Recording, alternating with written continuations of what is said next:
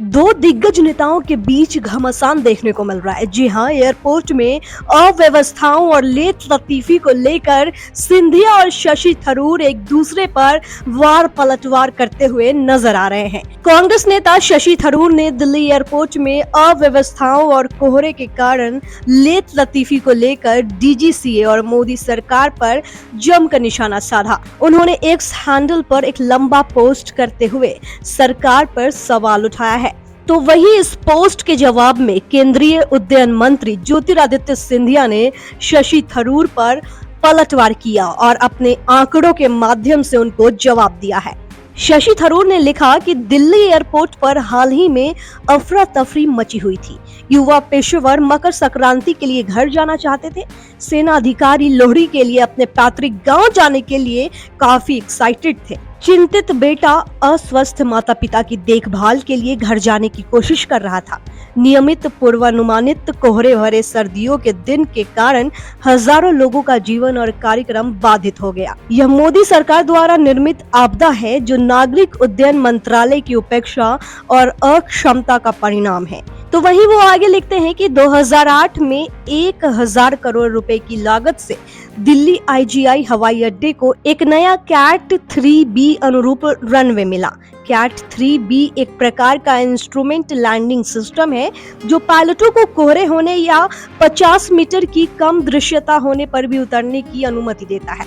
कुल मिलाकर दिल्ली में 4 रनवे हैं, जिनमें से 2 कैट 3B के अनुरूप है। वो आगे लिखते हैं कि मोदी सरकार ने सितंबर 2023 में 2 कैट 3B रनवे में से एक पर रखरखाव का काम शुरू किया।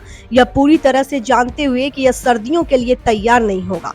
इसमें भी बुरी बात यह है कि किसी अन्य निर्माण कार्य की एक क्रेन मरम्मत पूरी होने के बाद भी एक रनवे पर CAT 3B के संचालन को रोक रही थी। दिल्ली एयरपोर्ट ने 10 दिन पहले 5 जनवरी को इसे हरी झंडी दिखाई थी, लेकिन कोई कार्रवाई नहीं की गई।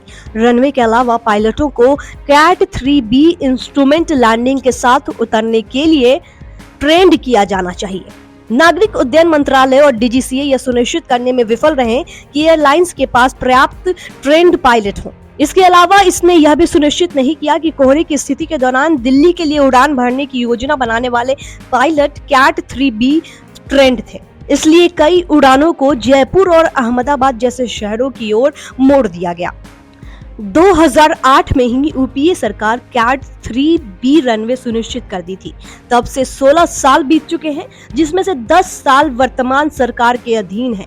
फिर भी उन्होंने अभी तक एक भी कैट 3C रनवे की योजना नहीं बनाई है।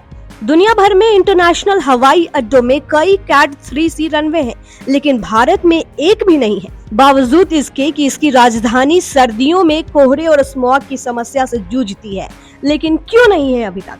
शशि थरूर आगे लिखते हैं कि बेशक मामले को बदतर बनाने के लिए अधिकारी स्थिति को प्रबंधित करने या यात्रियों को आरामदायक और कंफर्टेबल रखने में असमर्थ थे। यही कारण है कि 12 घंटे की देरी के बाद भी यात्री IGCI हवाई अड्डे पर खाना खा रहे थे, जो एक चौंकाने वाला सुरक्षा उल्लंघन था।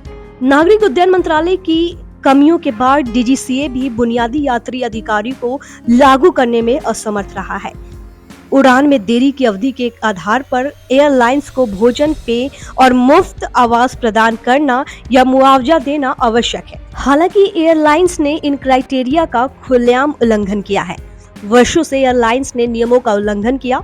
टिकट वाले यात्रियों को बोर्डिंग से वंचित कर दिया गया। देरी के बाद भी मुआवजा नहीं दिया गया और भी कई तरीके की चीज हुए। डीजीसीए प्रचार के लिए उन्हें परेशान करता है, लेकिन या तो कोई कार्रवाई नहीं करता या टोकन राशि का जुर्माना लगाता है।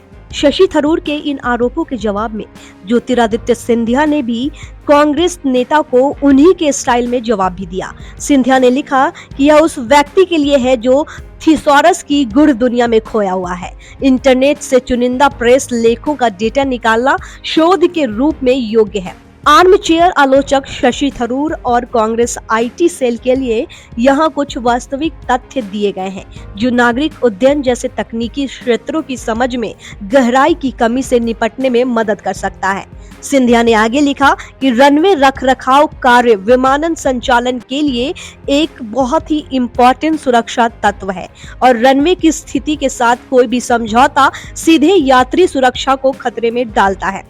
परिणाम स्वरूप कोहरे के मौसम की शुरुआत से पहले 15 दिसंबर तक रख रखाव पूरा करने को सर्वोच्च प्राथमिकता पर लिया गया है। हालांकि प्रदूषण की घटनाओं और दिल्ली में ग्रैप 4 के लागू होने के कारण रीकारपेंटिंग में देरी हुई, जिसके परिणाम स्वरूप इसके चालू होने में 1 महीने की देरी हुई। तो वही संशोधित RBWI इस सप्ताह चालू हो रही है। सिंधिया ने आगे लिखा कि पर्याप्त रूप से ट्रेंड पायलटों पर आपका दावा हमेशा की तरह गलत और निराधार है। उन्होंने पूरा डेटा अपने ट्वीट में दिया है।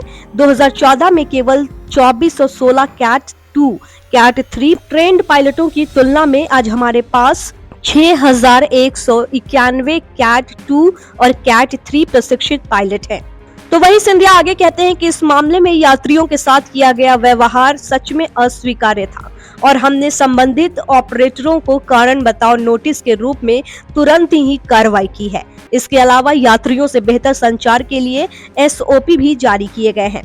तो वहीं ज्योतिरादित्य सिंधिया शशि थरूर को नसीहत भी दे देते हैं और कहते हैं कि चूंकि आपकी अनुसंधान टीम इस कार्य में चूक गई, कृपया इसका संदर्भ लें।